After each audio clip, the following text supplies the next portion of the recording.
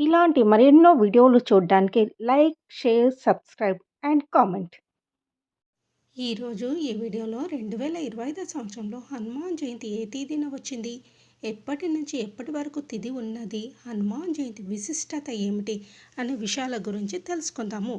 హనుమాన్ జయంతి మంగళవారం కానీ శనివారం కానీ వస్తే ఆ రోజును మహాపర్వదినంగా చెప్తారు. హనుమాన్ జయంతి ఏడాదిలో 3 సార్లు వస్తుంది. ఎలా అంటే ఒక్కో ప్రాంతవాసులు ఒక్కోసారి జరుపుకుంటారు. కొందరు చైత్ర పౌర్ణమి నాడు హనుమాన్ జయంతి చేయగా మరికొందరు వైశాఖ మాసం దశమి నాడు హనుమాన్ జయంతి జరుపుతారు. ఇక తమిళనాడు, కేరళ రాష్ట్రాల్లో మార్గశిర మాసంలో హనుమాన్ జయంతి జరుపుకుంటారు. ఎక్కడ శ్రీరామ కీర్తన జరుగునో అక్కడ మారుతి ఆనంద బాష్పాలు నిండిన కళ్ళతో చేతులు తలపై జోడించి నాట్యం చేస్తూ ఉంటాడు. శ్రీ ఆంజనేయ స్వామి వారి జన్మదినము చైత్ర శుక్ల పౌర్ణమి రోజున జరుపుతాము. ఈ రోజున హనుమాన్ భక్తులు రోజంతా ఉపవాసం ఉండి హనుమాన్ చాలీసా పఠనము, రామనామ జపం చేస్తారు. ఆంజనేయ స్వామికి పూజ చేయవలసిన ప్రత్యేక దినములు శనివారము, మంగళవారం, ఇంకా గురువారం. పురాణ కథన ప్రకారము ఒకసారి శని ఆంజనేయ స్వామిని తన ప్రభావంతో వశపరుచుకోవాలని ప్రయత్నించగా స్వామి అతన్ని తలకిందులుగా పట్టి ఎగురవెయ్యసాగాడు. శని తన అపరాధాలను మన్నించమని వేడగా స్వామి తనను తన భక్తులను ఎప్పుడూ పీడించనని శని మాట ఇచ్చిన తర్వాత వదిలిపెడతాడు. అందుకే 7.5 ఏండ్ల శనిదోషం ఉన్నవారు శనివారం ఆంజనేయ స్వామి ఉపాసన చేస్తే వారికి మంచి కలిగి శని దోషం తగ్గుతుంది. ఇతరులు మంగళ, గురు, శనివారాల్లో ఏ రోజైనా స్వామికి పూజ చేసుకునవచ్చును. చైత్ర శుద్ధ పౌర్ణమి నాడు జరుపుకునే హనుమాన్ జయంతి రోజున జిల్లేడు వత్తులు, నువ్వుల నూనెతో ఆంజనేయ స్వామికి దీపం వెలిగిస్తే అష్టైశ్వర్యాలు చేకూరుతాయి. హనుమాన్ జయంతి రోజు సాయంత్రం 6 గంటల ప్రాంతంలో హనుమాన్ ఆలయం దర్శించుకొని ఎర్రటి ప్రమిదలో ఎర్రటి వత్తులు, నువ్వుల నూనెతో దీపం వెలిగిస్తే వారికి ఆయుర్దాయం, సుఖ సంతోషాలు, అష్టైశ్వర్యాలు చేకూరుతాయని పురోహితులు అంటున్నారు. ఇంకా హనుమంతుని ఆలయాల్లో ఆకుపూజ చేయించడము, హనుమాన్ కళ్యాణం జరిపే వారికి ఇతి బాధలు తొలగిపోతాయని విశ్వాసం. అలాగే గృహంలో పూజ చేసే భక్తులు పూజా మందిరంను శుభ్రం చేసుకొని పసుపు, కుంకుమలు, పుష్పాలతో అలంకరించుకోవాలి.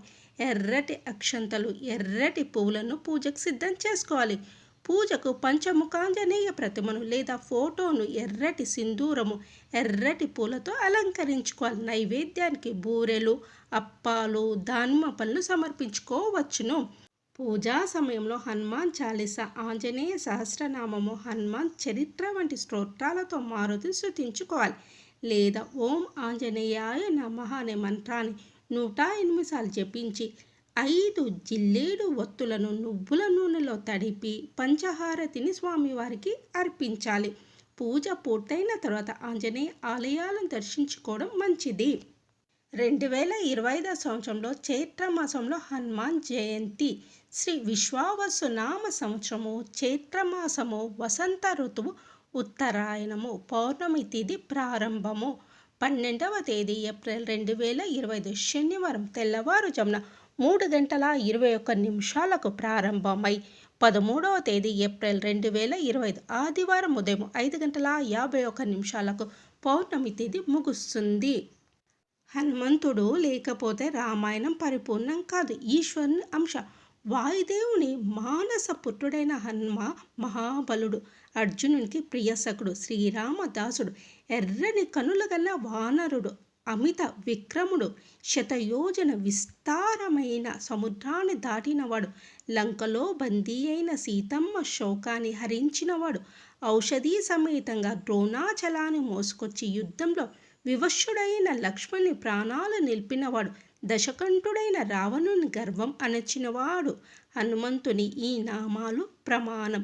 నిద్రపోయే ముందు స్మరించిన వారికి మృత్యు భయము ఉండదు. వారికి సర్వత్రా విజయం లభిస్తుంది. ధైర్యము, శక్తి సామర్థ్యాలకు హనుమంతు రూపం ప్రతీకం. ఆకాశ మార్గాన ప్రయాణించి సముద్రం దాటి లంకలోకి ప్రవేశించి సీతమ్మ జాడ కనిపెట్టారు. సంజీవుని పర్వతాన్ని పెకిలించి తీసుకొచ్చిన వీర హనుమాన్ శక్తియుక్తులను కీర్తించడము ఎవరి తరము కాదు. అతి బల పరాక్రమవంతుడైన శ్రీరాముని సేవలో గడపడానికే అధిక ప్రాధాన్యత ఇచ్చాడు. తన మనసునే మందిరంగా చేసి శ్రీరాముని ఆరాధించాడు. హనుమంతుడు గుండె చీల్చి చూపగా సీతారాముల దర్శనం ఇచ్చారంటే సీతమ్మ తల్లి కంటే మిన్నగా రాముని ప్రేమించాడు. ఒకసారి సీతమ్మ నుదుటన సింధూరం చూసి ఎందుకు పెట్టుకున్నావు తల్లి అని అడిగితే శ్రీరాముడు దీర్ఘాయుష్యుడిగా ఉండాలని ఆమె చిరునవ్వుతో చెప్తుంది.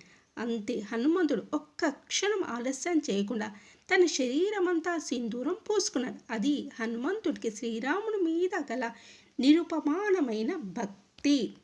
హనుమాన్ జయంతి రోజున భక్తులు భక్తి శ్రద్ధలతో హనుమంతుడిని పూజిస్తారు. కలౌ కపి వినాయకౌ అంటే వినాయకుడు, హనుమంతుడు కలియుగంలో త్వరగా ప్రత్యక్షమయ్యే దేవతలని అర్థం. ఎక్కడ రామనామం వినిపిస్తుందో అక్కడ తప్పక హనుమంతుడు ఉంటాడని భక్తుల నమ్మకం. ఎత్ర ఎత్ర రఘునాథ కీర్తనం తత్ర తత్ర కృత మస్తకాజిలం బాష్పవారి పరిపూర్ణ లోచనం మారుతిం నమత రాక్షసాంతకం అంటే శ్రీరాముని కీర్తన జరిగే చోట హనుమంతుడు పులకితుడై అంజలి జోడించి ఉంటాడు. రాక్షసాంతకుడైన అలాంటి హనుమంతుడికి నమస్కరిస్తున్నాను అని అర్థం. అలాగే భూత ప్రేత పిశాచాలు సైతం హనుమంతుడు పేరు చెప్తే భయపడి పారిపోతాయి. మహారోగాలు మటుమాయం అవుతాయి. శని ప్రభావం వల్ల కలిగే బాధలు తొలగిపోతాయి. మంచి బుద్ధి కలుగుతుంది. కీర్తి లభిస్తుంది. ధైర్యం వస్తుంది. హనుమంతుడికి 5 సంఖ్య అంటే చాలా ఇష్టం. అందుకే 5 ప్రదక్షిణలు చేయాలి. అరటి, మామిడి పండ్లు అంటే ఆయనకు మహాప్రీతి.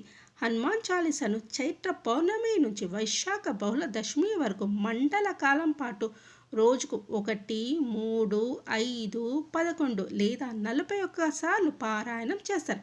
దీనివల్ల చేపట్టిన కార్యము, అనుకున్న పనులు త్వరితంగా పూర్తయి మనసులోని కోరికలు నెరవేరుతాయి. సంతానం కోసం ఎదురు చూసే దంపతులు మండల కాలం పాటు హనుమాన్ చాలీసా పారాయణం చేసి అరటిపండు నివేదించాలి. ఈ ఫలాన్ని ప్రసాదంగా స్వీకరిస్తే తప్పకుండా సంతాన భాగ్యం కలుగుతుందని భావిస్తారు. హనుమాన్ జయంతి రోజు పూజా విధానము. ఈ రోజున బ్రహ్మముహూర్తంలో నిద్రలేచి శుచిగా స్నానం చేయాలి. పూజా సమయంలో ఎర్రటి వస్త్రాలను ధరించాలి. హనుమంతుడికి సింధూరము, ఎర్రటి పూలు, తులసి దళాలను సమర్పించాలి. హనుమాన్ జయంతి రోజు తమలపాకుల దండ లేదా వడమాలను సమర్పించాలి. సింధూరము, తమలపాకులతో హనుమంతుడికి అష్టోత్తరం చదువుతూ ప్రత్యేకంగా పూజలు చేయాలి. హనుమాన్ చాలీసా, సుందరకాండ పారాయణం చేయడం వలన విశేష ఫలితాలు లభిస్తాయి. ఈరోజు హనుమంతుడికి శనగలు, బూందీ, లడ్డు, అప్పాలు ప్రసాదంగా నివేదించాలి. స్వామికి ప్రీతి పాత్రమైన పువ్వులు, తమలపాకుల దండ. ఒక కథ ప్రకారము అశోకవనంలో ఉన్న సీతమ్మ వారికి హనుమంతుడు రాములవారి సందేశం చెప్పినప్పుడు అమ్మవారి ఆనందంతో హనుమంతుడికి తమలపాకుల మాల వేశారంట. మల్లెలు. గురువారాలు స్వామికి మల్లెలతో పూజ చేయడం చాలా శ్రేష్టం. పారిజాతాలు. స్వామికి పరిమళభరితమైన పువ్వులంటే చాలా ప్రీతి. అందుకే పారిజాత పూలతో పూజ చేస్తారు. తులసి. తులసి రాములవారికి ప్రీతి పాత్రమైనది. అందుకే హనుమంతుడు కూడా ఇష్టమైనది. కలువలు. కలువ పువ్వులు కూడా శ్రీరాముల వారికి ఎంతో ఇష్టమైన పువ్వులు. భరతుడు ఉన్న కోవెల ఇరింజలకు కూడా కేరళలో అతని కలువ పూల మాల వేయడం సాంప్రదాయం. శ్రీరాముల వారికి హనుమంతుడంటే భరతుడి మీద ఉన్నంత వాత్సల్యం ఉండడం చేత హనుమంతుడికి కూడా కలువ మాల వేస్తారు.